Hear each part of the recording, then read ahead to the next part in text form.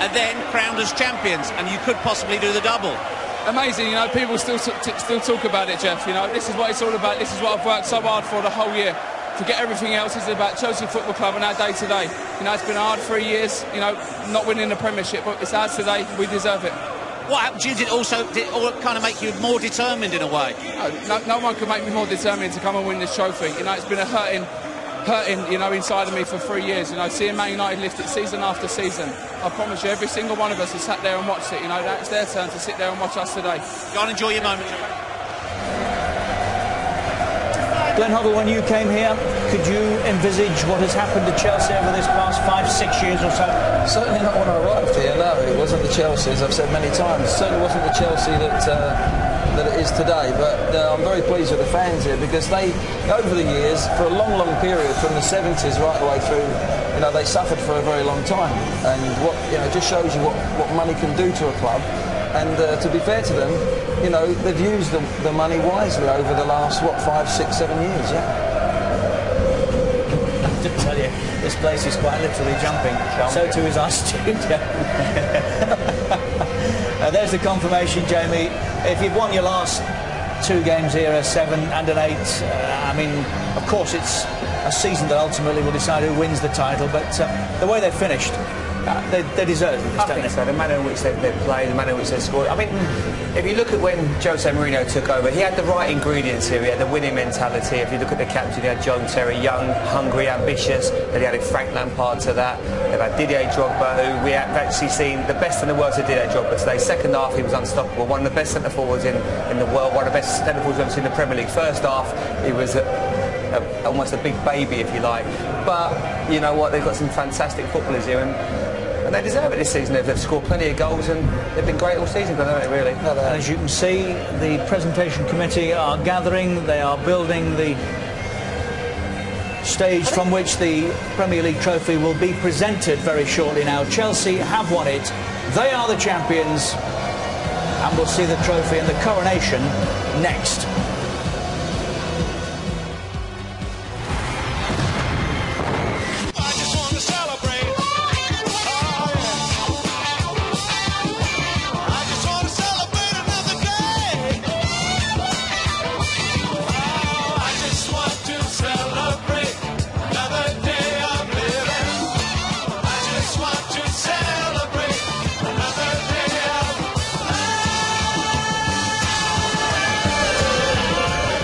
Stunning, quite stunning from Chelsea today, across the line with an 8-0 win. Elsewhere at the Emirates, Arsenal beat Fulham 4-0.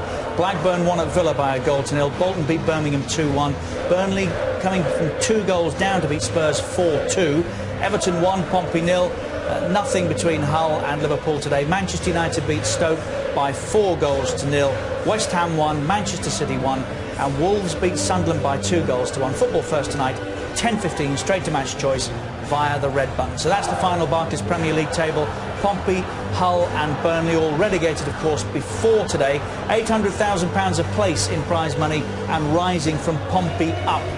West Ham, Wigan, Wolves, Bolton, Sunderland, Fulham and Stoke make up the bottom half. And then come Blackburn, 10th place finish, Birmingham, Everton, Liverpool, 7th, Villa, Manchester City, Spurs, Arsenal, Manchester United and Chelsea top of the pile with prize money in excess of £16 million. 103 goals. 1963, the last time a team in the top league scored a century of goals. That was Tottenham.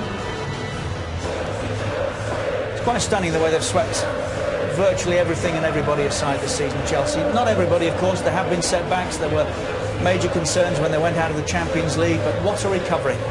What a recovery to get their hands on that trophy, which will happen shortly. And, of course, it shouldn't be forgotten that next weekend they can make it a double when they play Portsmouth in the FA Cup final.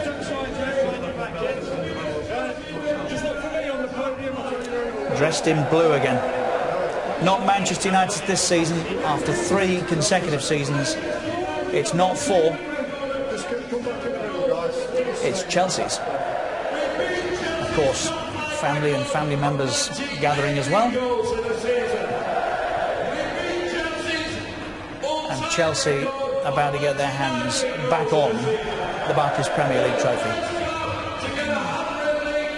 Irresistible, really, Jamie, wasn't it, at the end? Yeah, I think it was. I think the champagne football, some of the goals, some of the quality of the goals as well that we've seen of late, the goals against Villa, the goals against again today. Really good quality, technique. I mean, we spoke before the game, there could be last game nerves, but none of it. After 5 minutes, they were just went into overdrive. Scored some magnificent goals, Glenn, didn't they? Yeah, no, and to be fair, if you're going to win something, do it in style, and they've done it in style today. But I've enjoyed the way they've played all season, I really have. They've had their ups and downs, as you would do in a long campaign, but they've done it with style. And for me, it epitomises the 8th goal, really, where Cole, as the fullback, is in the edge of the box with a fantastic volley. You know, they allow their fullbacks to get forward like that, even though they're playing 10 men today for most of the time. But no, it's been a very stylish Chelsea this year. More style about the way they've played, Jamie, than ever a long time. Under Jose Mourinho, they were effective. But at times they'd go 1-0 up, 2-0 up, they'd take a couple of players off, maybe put another defensive midfield player on. Not under Carlo Ancelotti, he wouldn't have any of it. He went for 5, 6, 7s, and they got their rewards. I think if you ask the Chelsea fans here that see them week in and week out, I think that would be their answer, wouldn't it? The difference between the Mourinho era, if you like, and now. Chief Executive of the Premier League, Richard Scudamore, Bob Diamond from the sponsors, about to make the presentation. To guide us through, let's rejoin Martin Tyler. Thank you, Richard. Yeah, Richard Scudamore actually officiating this for the first time, and he normally goes to the other game, doesn't he? The game with the second chance, if you like. I guess he's thinking after 18 years or so, it's time I got in the limelight. Well, this will tell you something. This is the backroom staff. Bruno Di Michelis there. And Gary Staker, who is a player liaison man, important man at the club. Billy McCulloch there, one of the masseurs. Pedro Filippo, Ray Wilkins and Paul Clement. Where do you want us, says Ray, always wanting to get the protocol right. And it's Neil Barnett, who is the Chelsea man on the mic here at Stamford Bridge with that rakish hat, who's doing the instructions.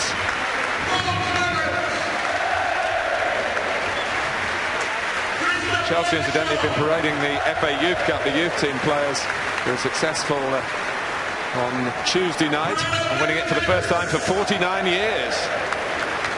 Well, it's always good to see that a club that spent so much money and will continue, I'm guessing, to spend maybe more so this summer than last.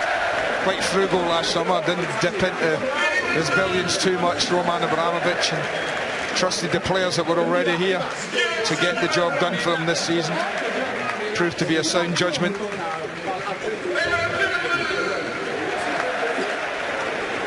Well, also on this line are the players who haven't qualified for a medal. It's always difficult with the Premier League rules set by Richard Scudamore and his executives. How many is it? 10. 10? Yeah, Jose Basing was the unlucky one with 8. Here's Mick Roberts, assistant kit man. Chris Jones, one of the fitness coaches. Amazing staff these days at a football club, isn't it? Wow. What it takes to keep them ticking over. Here come the backup goalkeepers. Hilario, who's had a major moment this season. He's won his first cap for Portugal and is probably going to the World Cup with them.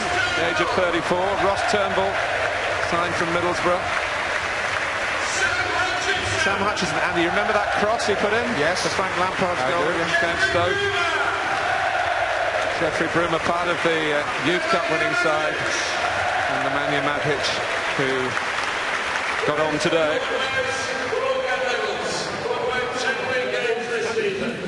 But now it's the ones who have really done the work.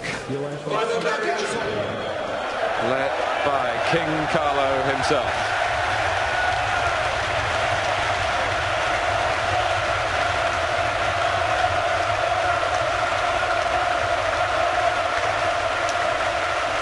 The media were trying to catch him out, talking about 10 years ago. Did this ever happen to you before when you lost the title on the last day? And he did give the answer, but he wasn't going to lose the title today. Once we're going to have the player, Gary Caldwell, sent off. And what's the bet? And that medal doesn't win the crowd. Yes, that was. I don't think it was Mourinho's own medal, incidentally, that he threw in. He certainly threw one in, but the spare one, I think. Ashley Cole, terrific. He and Nicholas Anelka joining Henning Berg on winning the Premier League with 2 different clubs. Branislav Ivanovic really established himself this season, voted into the PFA All-Star 11 at right back. Yuri Zhirkov, first season here. 12 years since Anelka did this with Arsenal as a 19-year-old. Very good. Still feels as good. Maybe even more special now. He's in his 30s. Third for Joe Cole, of course. The first for Daniel Sturridge. Scored his first Premier League goal against Stoke. Definitely one for the future. Laurent Malouda. What a resurgence, in a player.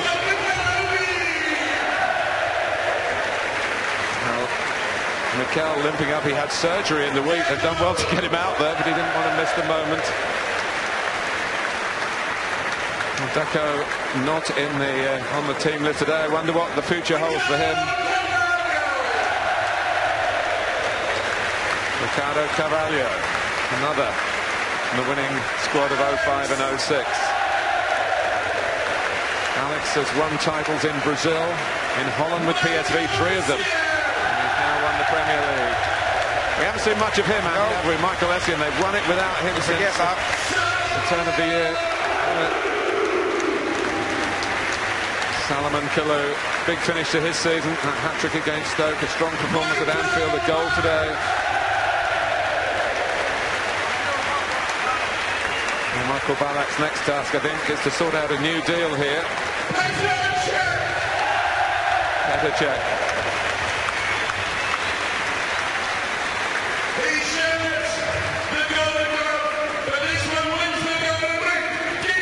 Here is the Golden Boot winner. But a mixed day behaviour-wise for Didier Drogba, but he ended with a hat-trick. He was denied the sweets in the first half and sulked because of that. And it finished with the right taste in his mouth. The vice-captain, Frank Lampard, didn't enjoy the first half of the season in Ancelotti's diamond, but when the switch in tactics came, it certainly worked out. That helped, didn't it?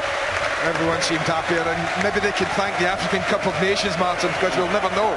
Had it not been for that tournament, would they have changed? John Terry, putting his very public personal problems to one side, very much still the captain at his club. The race went right to the wire. But after 4 years, the Premier League title returns to Chelsea.